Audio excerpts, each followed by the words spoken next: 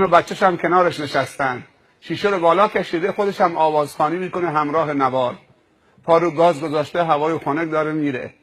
هی میره تو جاده، یک دفعه میبینه سر جاده یک نفر ایستاده دست میزنه، قف بیست، شیشه رو پایین میکشه، احوال پرسی میکنه.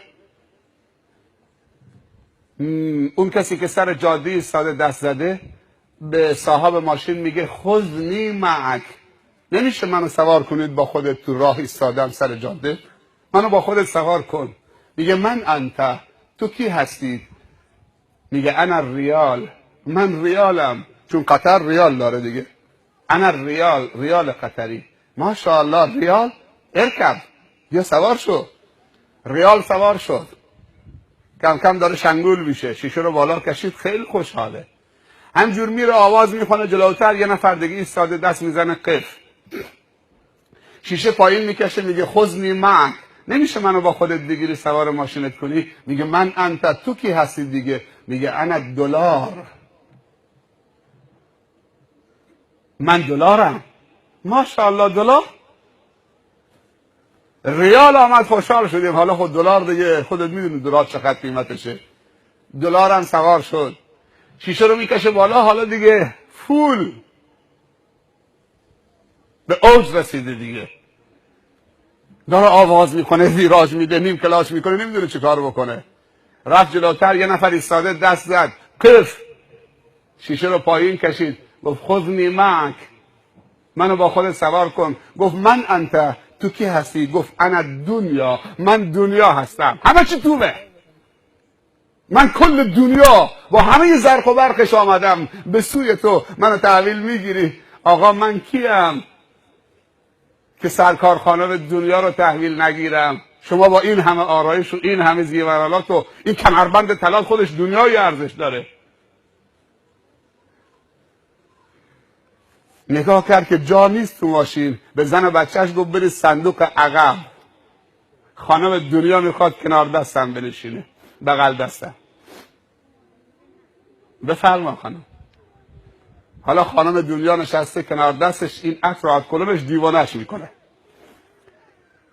این سر و صدای کلاهش هم دیگه. از اون طرف هم پشت سرش آقای ریال و آقای دلار هم نشستن. زن و بچه دیگه بیارزش شدن، خفه تو صندوق عقب. رفت جلوتر که یه نفر دیگه ایستاده. نفر چندمه؟ حواستون جمعه؟ نفر چندمه؟ بچه ها فقط جواب بدن. نفر چندمه؟ نفر اول کی بود؟ آفرین، مال خودشه. نفر دوم کی بود؟ دیگه نمیدم.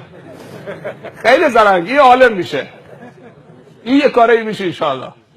حواسش خوب جمعه. نفر سوم کی بود؟ دنیا. نفر چهارم کیه؟ نمیدونم. نفر چهارم دست زد، گفت قف، ایستاد، شیشه رو پایین کشید. هر چه فکر کرد دیگه چه تو دنیا هست که نفر چهارم باشه، به ذهنش نرسید. بعد گفت که ببخشید میشه شیشه رو پایین بکشید؟ شیشه رو پایین کشید. نفر چهارم گفت خذنی معک، میشه منو با خودت بگیری تو ماشین؟ گفت شما؟ گفت انا دین، من دین اسلام هستم، من دینم، دین خدا. یه نگاه تند و تیزی بهش کرد، گفت ظرفیت تکمیل جا نداریم. عجب. من خیلی خوبم، من اذیتت نمی کنم، اگه ماشینم خراب شد هول میدم، کمکت میکنم، از من بدی نمیبینی، خواهش میکنم منو سوار کن. گفت آقا، میگه تو حرف حالید نمیشه، کرید، میگم جا ندارم، رو کلم بذارم؟ خب جلو که نمیشه گذاشت، این خانم نامحرمه، عقبم که جا تنگ میشه. آقای دلار و آقای ریال نشسته صندوق عقبم که زن بچه دیگه نمیشه که. هر چه التماسش کرد گفت ظرفیت تکمیل و هر کاری نمیشه. شیشه رو بالا کشید و بعد گفت پشمالو ریشی نگاه بکن، پشمالو ریشی مزخرف دین. برو بابا، دوره دین سر شده. یه نیم کلاچ هم کرد، گرد و خاک بهش داد و قربونت. اینا کمک میکنن به من ها. یعنی همیشه شنونده کمک میکنه به سخنران که به وجد بیاد. او رفت. معلومه که خانوادهشون براشون داستانای خوبی میکشن. دیگه داستان چک مچکا برای بچه ها نکشید شبا. داستان اون بیبری و غول و نمیدونم فلانو اینا رو نگید. داستان پیامبران برای بچه ها بگید. داستان قرآنی. دیو میاد، عقرب میاد، اژدها میاد، فلان اینا. داستان های دروغ که بچه رو لالایی بکنن. نه، داستان پیامبران بکشید تا بچه هایی که خوابن بیدار بشن، نخوابن، تا خواب از دشمنان بگیرن. دین آزرده شد و سوارش نکرد. ظاهرا که به دین نیاز نداشت. اون چیزی که نیازش بود سوار کرد. ماشین که داشت، موسیقی که داشت، کولر که نیاز داشت. شما هم که گفتیم برکه میخواد، حتما آب و خنک هم تو ماشینش بود. دقت بکنید. دلار هم که نیازش بود سوار شد، ریال هم سوارش بود، دنیا هم بود، زن و بچه‌ش هم بود. دیگه چی میخواد؟ دیگه چیزی نیست تو دنیا که به طلبه. حالا داره آواز میخونه، دیوانه شده، هذیان میگه، همینجور پا رو گاز. 180 تا داره میره، 200 تا داره میره. یه دفعه دید که یک قوی الهیکلی ایستاده سر جاده وسط راه، یه چیزی دستشه. ایست.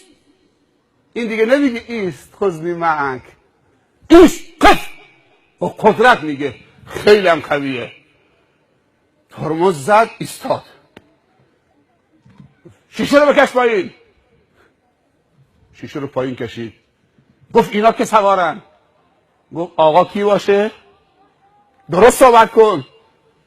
خوب دقت بکنی. آقا کی باشه؟ درست صحبت کن.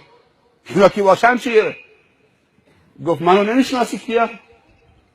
گفت هر کسی باشه برای خودتی. صدات بیار پایین. دست جیبش کرد، کارت در آورد. رو کارتش نوشته بود ازرائیل ملک الموت. ببخشید قربان، ببخشید، شرمنده. من اولین بار بود شما رو ملاقات میکردم، به جا نیاوردم. بعد تو ماشین این طرف اون طرف نگاه کرد. گفت ببخشید قربان، دنبال چیزی میگردید؟ گفت دنبال دین میگردم. دین کجاست؟ تو ماشین تو دین نیست؟ دین نیاوردی؟ ببخشید قربان، دین سر جاده بود، ایستاده بود. منم رد شدم، دست زد، سلام کردم، جواب سلامش دادم.